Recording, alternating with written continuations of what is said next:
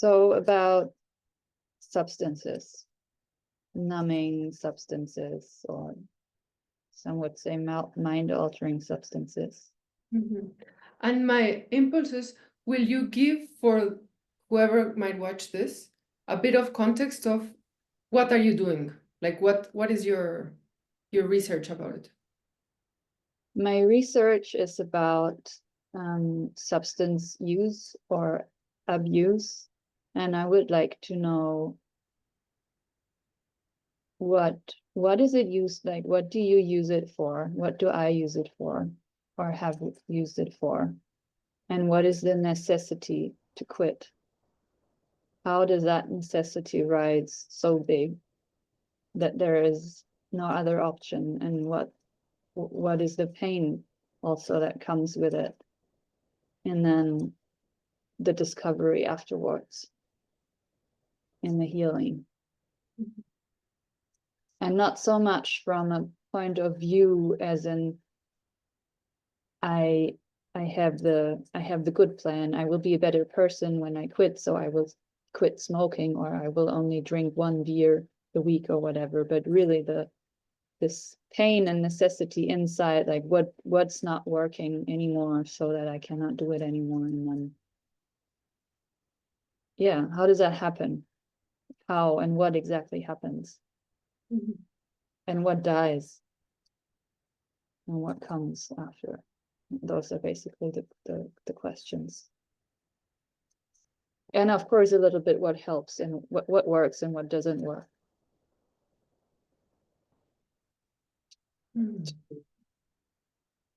Yeah, for me to research it, and for others who are on the path or in the process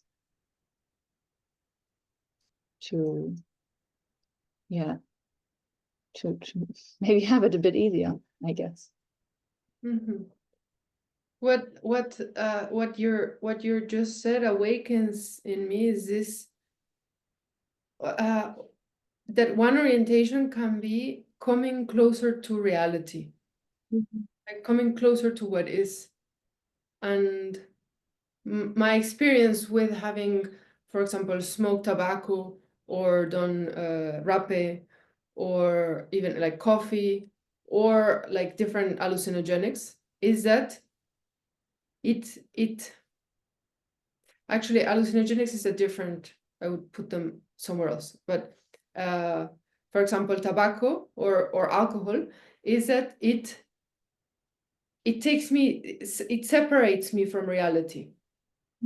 Like it does something to my experience that it separates me from reality, especially, I would say, especially emotionally. Like my experience of when I remember smoking, and I didn't have this clarity then, but is that when I was feeling fear unconsciously, and then I would smoke tobacco, and it would immediately, like all of the thoughts, very fast thoughts in my mind would stop, and I would like it would be like a grounding cord, especially rapé actually, which is like it's tobacco, but especially like when I used to use it like rapé. So you know rapé, like through the nose, like a powder that goes a lot faster in the bloodstream. I don't think that's correct, but like it would hit me faster. I would get it in faster. Is that it would really serve me as a grounding cord.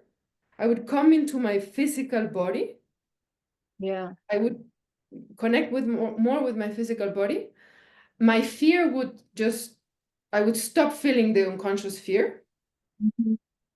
And I would have like clarity, like no more blah, blah, blah, blah, blah thoughts that were unconscious fear. Yes. And so as I'm speaking now, what I discover is that I was actually using it as a, what is this? Like crutches. Crutches. Like I see two things. One was like, okay, separating me from reality, because what was emotional fear that I didn't want to fear. feel. And so it took that away for a moment. And then it gave me this, like, connected me more with my physical body experience and gave me this clarity. Yeah. And interrupt me. I mean, yeah, we are No, I'm just writing some keywords down. Mm. I know it's recorded, but it's for me to make a picture, sort of. And what's coming also is I remember when I noticed this, like, oh, I'm using it as crutches. I had the curiosity of, like, what would I need to develop in me? Like, what skill would I need to develop to have this clarity and get into my physical body without rapé? It's like I had, okay, I'm missing a skill that I could develop without the substance. I'm gonna just give it a moment. No, yeah, keep going. I can totally relate to it because, and then I wonder, I get into a vicious circle in my thoughts. If I think what I need a skill in order to replace the crutches, then I wonder, am I looking for replacement of the drug? Am I looking for replacement of the numbing? Right? I wonder, like, do I really need a skill? Don't I already have it? And is that just my gremlin maybe trying to replace, I take something away and then I put something else instead? That would be my fear, but I'm interested in how you go on. Mhm. Well, from this, my experience is that there were two sides. I don't have full clarity right now about what I'm talking about, but I want to check it out. Yeah, go. Yeah. One is that it was helping me to numb something. So the fear, and right now I'm speaking of tobacco specifically. I think each substance is its own thing, but it was helping me numb the fear. So in a way, it's like get more far away from what is, because what was emotional fear, and so it helped me numb that, and then it helped me this, like, I want to say, like, raise my anger, but it was not raise my anger. It was gain clarity and groundedness and, like, presence in my physical body. Yeah. And what I discovered with this, how can I make that happen without the substance, was Rage Club. Like, the ability, the skill of being able to, at will, raise my anger gave me the presence, gave me this part of, okay, I'm in my body. I'm in my body and I'm grounded and I'm centered and I have clarity. And then the emotional fear was still there. Like the emotional fear was still there. And I mean, I'm just talking now about my path. In my path, I went for, I'm just gonna keep getting angrier and like sort of like go through the fear, like ignore the fear and just keep doing the things because I have so much anger. Yeah. And what I discovered afterwards was that, like, I'm really through Fear Club, was okay, I don't need to just use so much anger to go through the fear. I can just, okay, hello fear, it's this wall of unconscious, and just meet it, and then, well, do a lot of healing and just become conscious of the fear.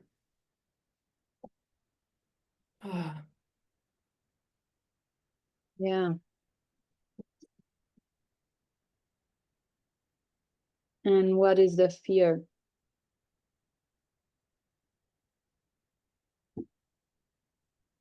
Right now, or like, will you say a bit more? The fear, like, that you discover, like you said, smoking would cover up an emotional fear. And I have the assumption that a lot of the time that fear is probably the same fear. I have that for me, it's the case at least. It covers fear, generally speaking, for me. But the way I use it, it's always around the same fear. And I was wondering, what is this fear for you? Like right now I don't smoke anymore for years, and if I Was it? Yeah. check,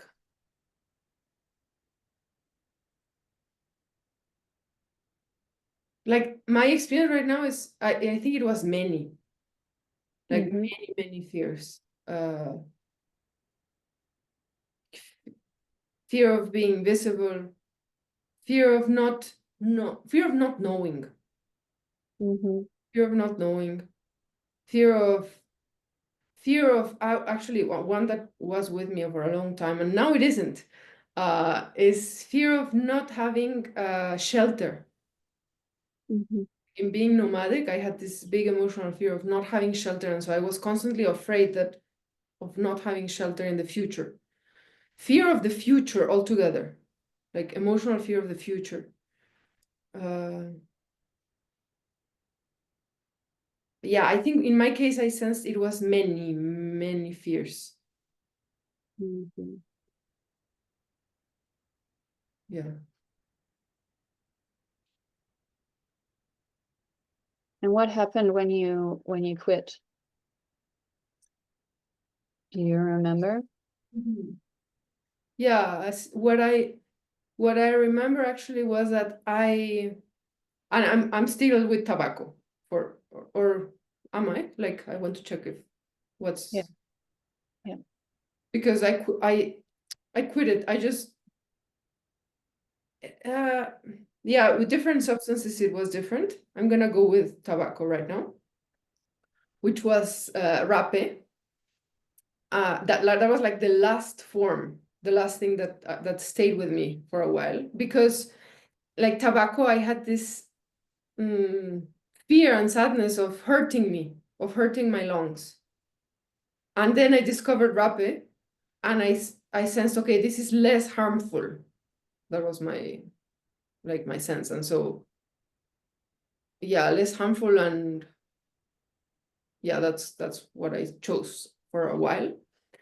And how was quitting? I remember having this a conversation with Vera Franco, who about going into the possibilitator path.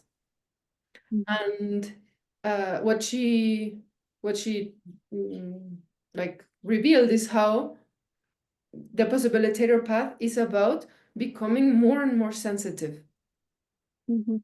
and so that there's nothing wrong or right about substances, like or it's not about that, it's not that context, but simply it has consequences.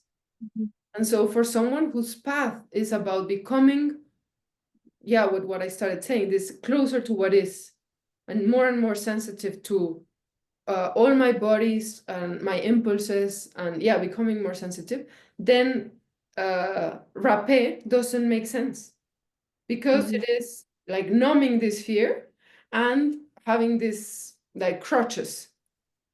And so Mhm. that's what created this, okay, like this curiosity of how else could I get, and in my head at that time it was, how else could I create the same experience?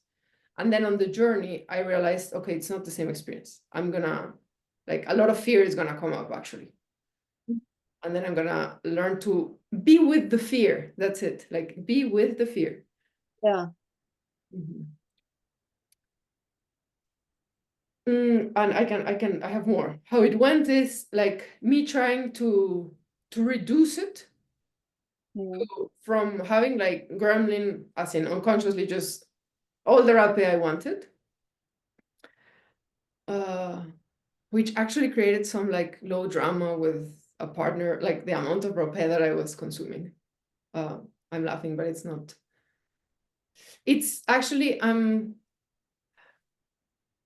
sad of how it was a it allowed me to see how much of control, how much of this underworld purpose of control was active in my life. Because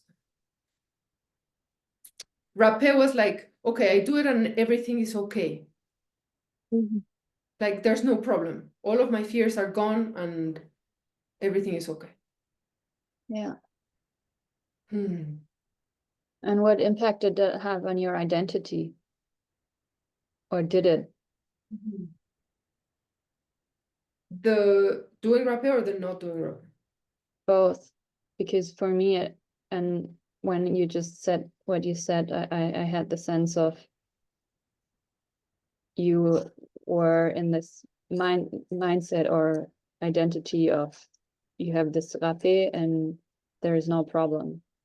You know, this sense of having control, but also for me, it was becoming that person. So I was wondering if for you too, it also means that you were this person who doesn't have a problem. Mm-hmm.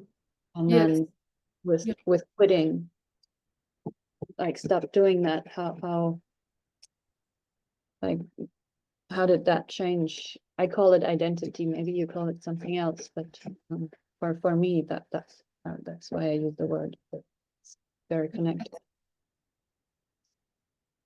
Yes, it lands when you say identity. And I'm sad because I had the identity uh, of someone who has to be perfect, someone who has to be perfect, and someone who has to function. So it's sort of like a machine. Like and it was also related to like I need to be able to handle all the logistics efficiently and like to function. It was really to function. And so if I take the rapé, then I'm like just clear and I can keep doing whatever I need to do to function and take care of what needs taking care of logistically, really like logistically to survive. You know, I can find shelter, like take care of whatever my partner at the moment, like just take care of the things that need to take care of on the middle world. And my fear was, my fear was if I stop doing that, it's like I'm gonna be a mess. Basically, if I stop like having this control, this everything is okay and I'm clear and I'm capable, and I need to be capable, then it's all gonna be a mess and I'm not gonna be able to, well, to survive. That was the real fear. Like I'm not gonna be able to take care of myself. And also I'm gonna be vulnerable. Like as in people are gonna see the mess. People are gonna see the real mess. People are gonna see how afraid I am, how sad I am. And so the rapé was this identity of like you cannot touch me, I have it all together. And yeah. And how is that coming in touch with the fear of people maybe seeing your fear and your sadness? Yeah, what I remember is well, I want to say people seeing my fear, I'm okay now. I mean, I don't, if I check now, I'm okay with being afraid and people seeing that I'm afraid more and more. Sadness is still a work in progress, but yeah, I've like I'm a lot more okay with people seeing that I'm sad. I'm glad about noticing that now. And what I remember is even, for example, I remember being in labs, impossibility labs, and hiding to do rapé because like because of this war, because of this like there's all of this liquidity in me and I am afraid that I'm just gonna like that, like my identity of someone who has it together, and you know, even it's an adult, like it's an adult who has it all together and is not reactive, and all of that identity is gonna crack. And so that was like, yeah, completely. I was in many labs in survival. I was surviving labs so that I could keep this identity. Yeah. And I'm trying to because I remember specifically one lab of that, of like hiding to the rapé. And What then, is it yeah. into the rapé? Will you say it again? You say hiding to the rapé? Yeah, like hiding to do rapé secretly. Aha, okay, yeah, gotcha. Because and that's actually another big part of it that I discovered, that if whatever I'm hiding is something that in a way I'm hiding from myself. Mhm. It lands. I feel sad.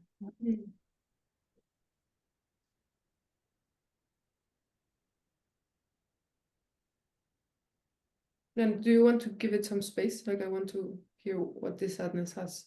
Yeah, I feel sad because um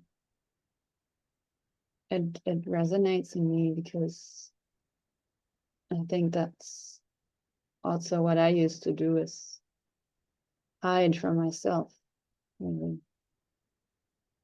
Fear, mainly fear. Really fear of connection.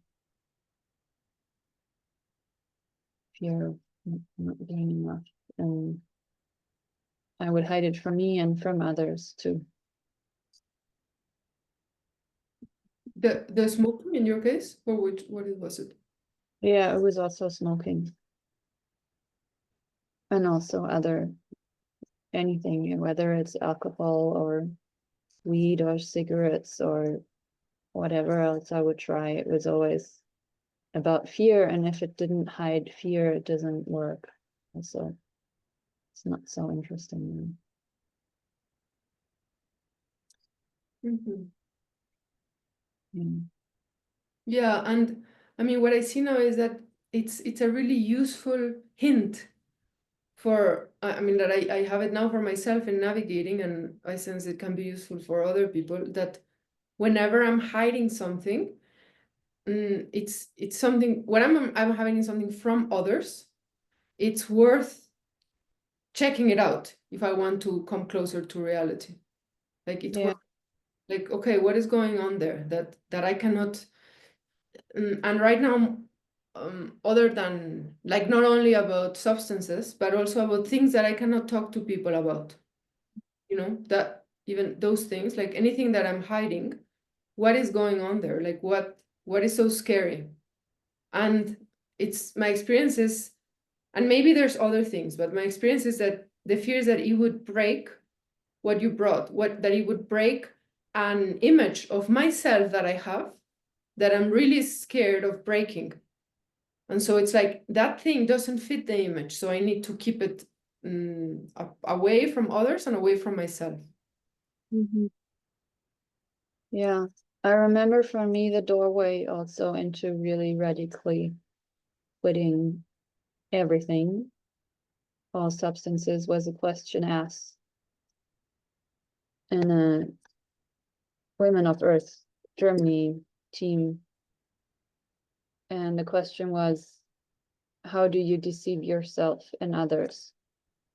Because I was really frustrated. I was like, I went to a club in Berlin and I wanted to meet people, and somehow I was like, I had a complete breakdown because I was so frustrated with everybody being high out of their mind,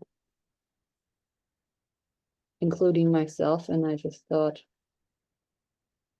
I was just, I can't, like, what, I can't, like, what is going on? And then I said, I'm disappointed, enttäuscht. And in German, this word contains täuschen, which is deceive. Which one? In German, this word, to be disappointed, contains the word like deceiving or trick, or not like hiding something, hiding. unveil. And so the question was, okay, so what are you hiding? Well, how are you deceiving yourself and others? And then I just decided, okay, I don't want to have any, I'm not gonna accept any unauthentic interactions anymore for myself and with others. And it worked. Like the decision from that point, I didn't think it would work. I was so frustrated and so I felt really, really lost. And I was just like, how can it be that there's so much unauthenticity in all my interactions? And I was wondering, is it me or is it them? What's going on? And this question really was such a huge door. And I'm so glad that I went through it. And it also really resonates with the hiding, because there was so much hiding going on of, yeah, fear that I couldn't reach the other people, basically, Mhm. to be alone in my world.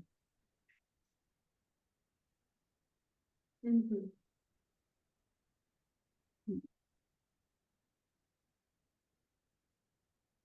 And then it was also this fear that I had from the time when I stopped being like, when I became adult growing up, and I realized I can't play anymore. I distinctly remember the moment when I was playing with my friend and play wouldn't work anymore as it did. And then what comes next? And everybody around me was drinking. And for a year or so, I was really frustrated. I was just like, what do? I can't play anymore, and there's no options. And other adults or adolescents a year older, they were just getting drunk, and I was hating it. But then I thought, oh, they're drunk. I can't connect with them. And I was feeling so much fear about being inadequate. And then I went with that because the alcohol was a really easy solution to feel confident, and to be part of it. And smoking also, like the grounding chord really resonates. The fear goes away. I'm grounded. I'm clear. I'm there. And it works so easily. Yeah. And then I thought it was gone, and taking that away, it's like I have this freezer bag and I look into it and I was like, oh, I still have this fear with me. Damn, I never learned how to deal with it. And now I'm uncovering a lot.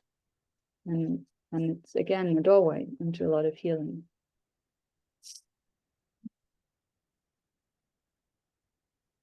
Yeah. So I was wondering, you wrote a message to me before, and you said the game-changing discovery for you is that culture is an invention. I would like to hear about that.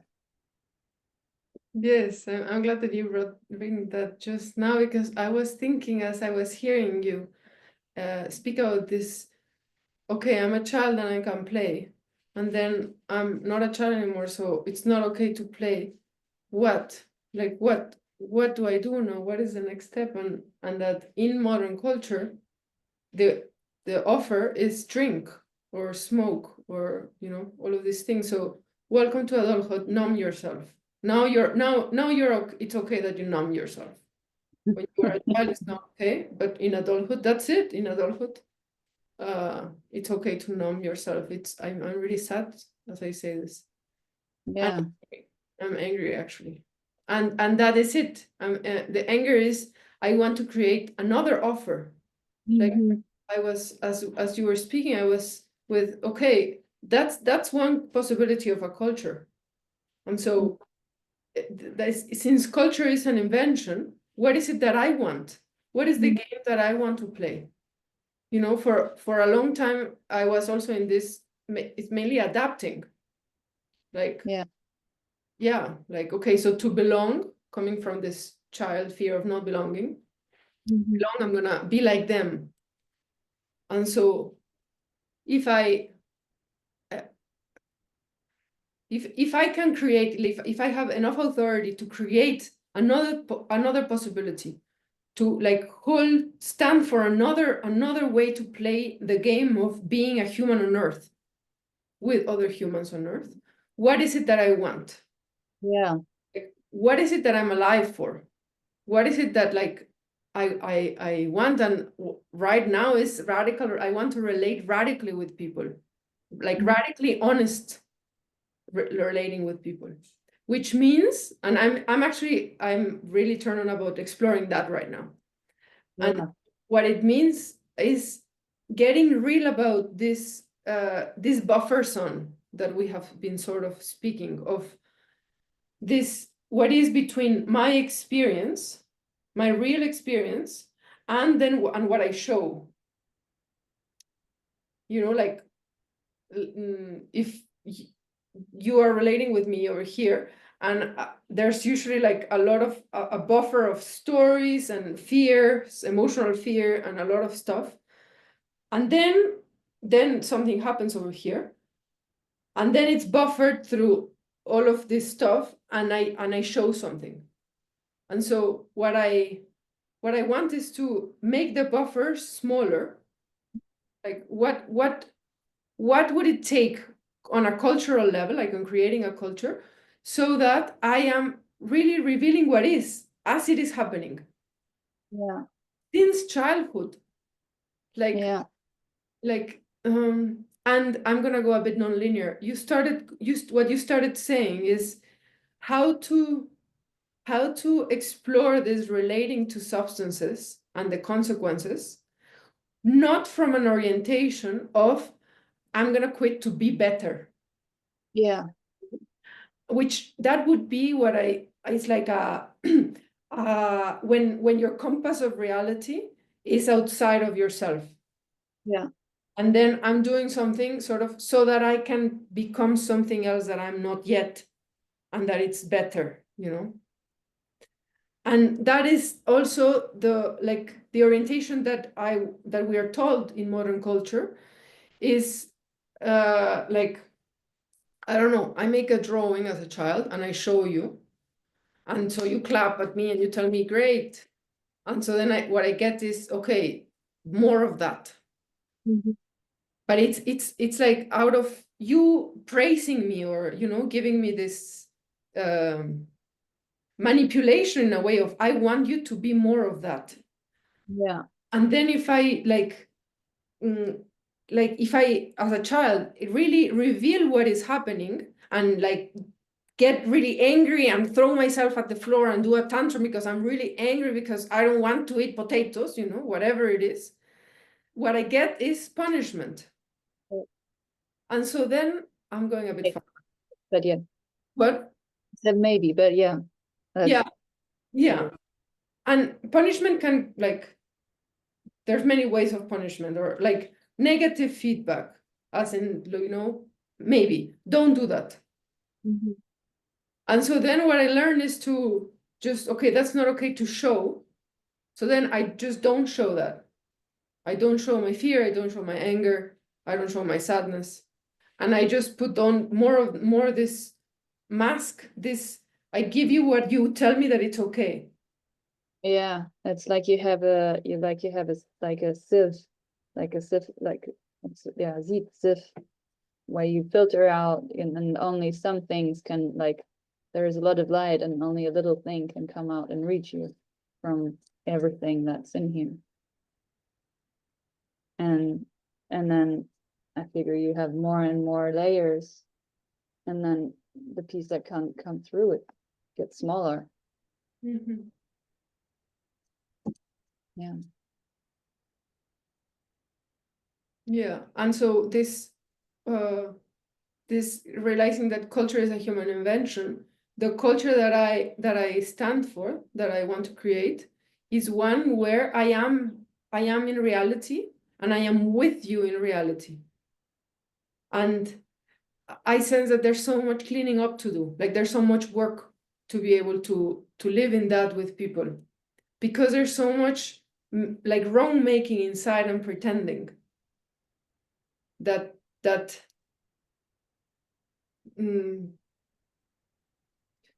well, one thing that I'm making happen is this what is happening spaces, and it's one possibility. Is like I think there's many more things to do, but it's a space where people can just reveal what is, like without any filter, reveal what is happening, what's their experience as it is happening.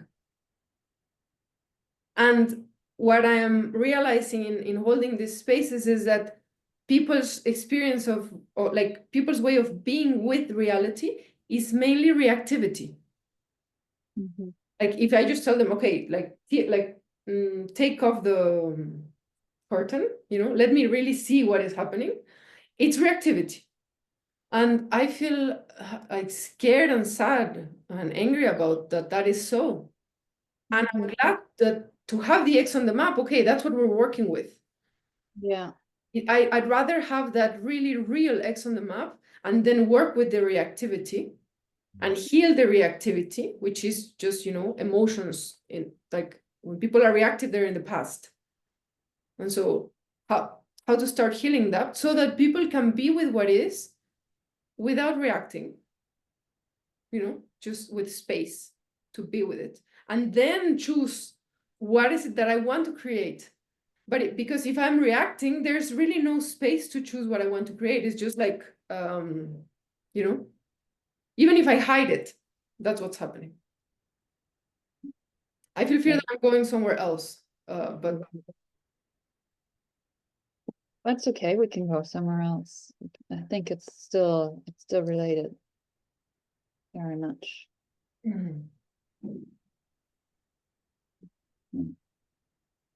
Because the other thing that you said is more interesting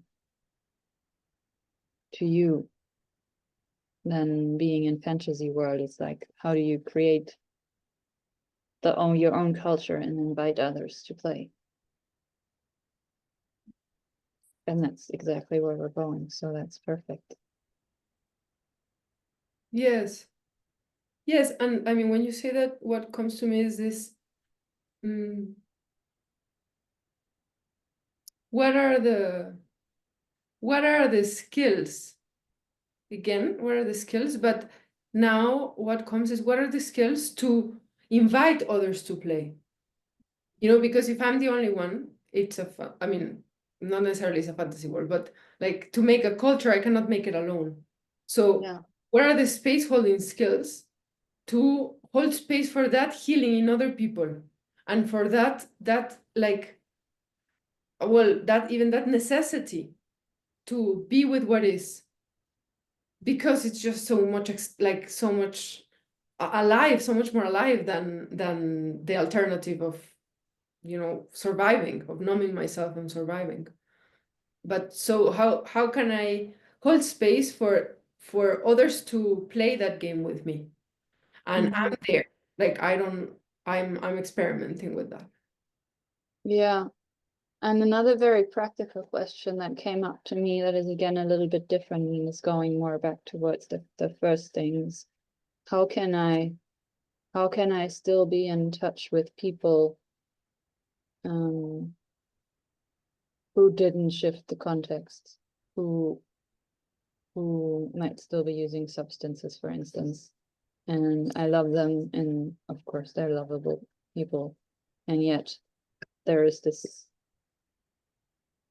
clash of context sometimes, or I'm not sure, maybe it's clash of boxes too, but I find it hard to navigate and to set my boundaries and to figure out. Sometimes I just want to say no, and then I wonder, is it necessary, or can I stay in connection and maybe even build a bridge?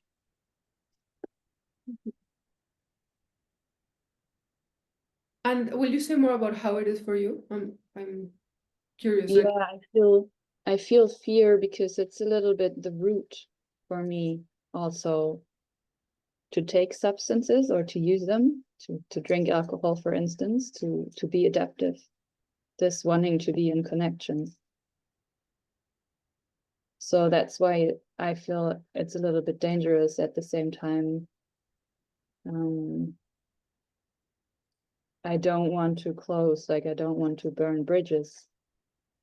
I want to stay connected, but maybe more on my term, or yeah, not, yeah, basically how to deal with this sadness, Oh, the sadness of people being in another reality or escaping reality.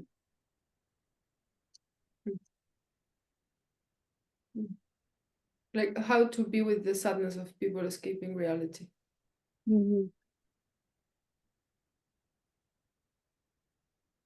Yeah, I mean, when I hear you, what comes is to, it's like another edge of holding space for my, and I'm on that boat, but holding space for your sadness, Mm. so that you can be with them with your sadness.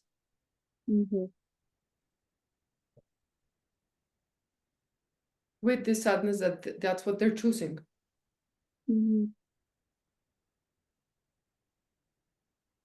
Yeah, what I'm discovering is how sadness helps me, like how sadness has this energy to be with what is. I mean, all the feelings in a way, but this sadness has this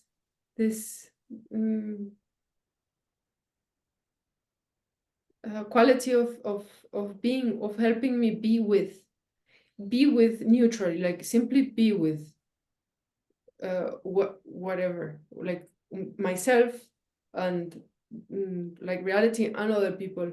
And that's one of my edges that I'm navigating right now in being in a city where there's no other possibilitators in person. And what I notice is that I go into different kinds of unconscious strategies to not feel the sadness, such as being superior. That's one of my Gremlin's favorites. And it's even similar to the rapé. Mhm. Maybe even similar to the rapé, but Mhm. not with a substance entity involved. Yes, it's like to not feel the sadness that the other person is choosing to stay in their head, and that actually the sadness for me is that the person is not available for me to connect with them, uh, to share what's happening in their hearts, for example, that the person doesn't want to practice the skills. And right now it happens especially with people who, because I'm in Guadalajara, which is where I was born, and with people who I've related to for years, and that for years I kept like opening doors, and then I went into this convincing, like, this is the best thing, like just, you just didn't know about them, but this is so great, like, come on. And then wanting to convince them. And then now I notice that I don't want to convince them anymore. I don't want them to be someone else. And what I'm left with is this sadness that that I would long for a deeper connection with them, that I would long to be with them with their hearts. And yeah, I'm not yet able to hold space. I mean, I'm not yet able. That's my edge, holding space for that sadness. Because what happens now is that either I avoid them, or I'm superior. Yeah. Mm, Yeah, exactly. That's the question. yeah. Yeah.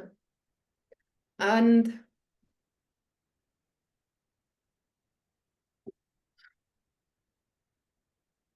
And then what comes for me is the question, what for? Like, what for do I want to be with them? And more and more in my life, I am so fed and nourished and by collaborating with a bunch of people and teams of people who want to practice these specific things, even these like really weird specific things that my being is into. I've met people who are also, who also want to practice that weird specific thing, and who also are on fire to like become more conscious of their anger and so then, well, then I want to play with them and with other people who there's nothing wrong with them. They're choosing to do something else with their life on Earth. Then I can like have a small time with, because I can love them and I may want to be with them for a short time, but then I don't really have a purpose. Like, what for? I don't have for. So then I'm just not with you. And I'm navigating that of, yeah.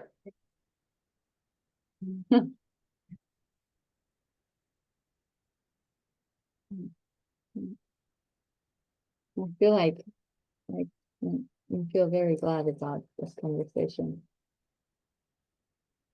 I was wondering maybe one last sentence, but not one last question of,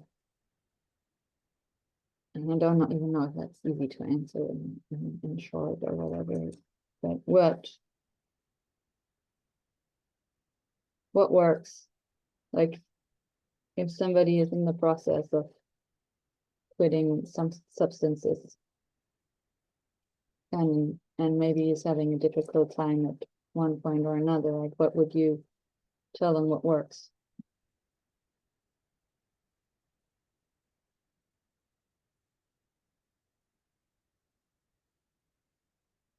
My fear is that it's so specific to each person, to where they are. And what comes is the question of, what for do you want to quit the substance? To first to get clear within yourself about that. What for? And Yeah. yes, that as to check that out, and to have that as a driving force. So that in a way it's like it's not about the substance anymore. It's okay, I want to get rid of tobacco because I want to become more conscious of my fear, for example. Well, then become more conscious of my fear is the path. And then, well, actually what I would tell is to like use the village.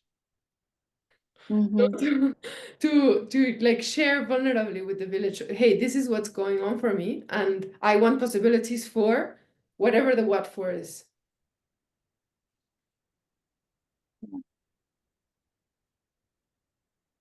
That's what I would say.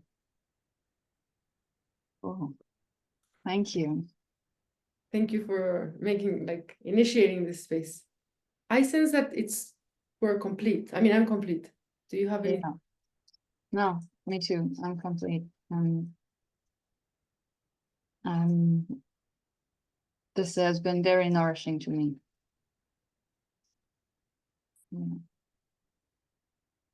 And like I feel like it's falling into places where, yeah, it's like filling up spaces where I had like maybe blind spots or question marks, or maybe I was insecure or whatever, and it's given me a lot of insights to see and hear your perspective. I'm glad. And I also stand for a culture where these things that can be sort of taboo, that to make possible to just transparently talk about them, talk about it. I sense that it helps. Okay, I'm gonna stop the recording.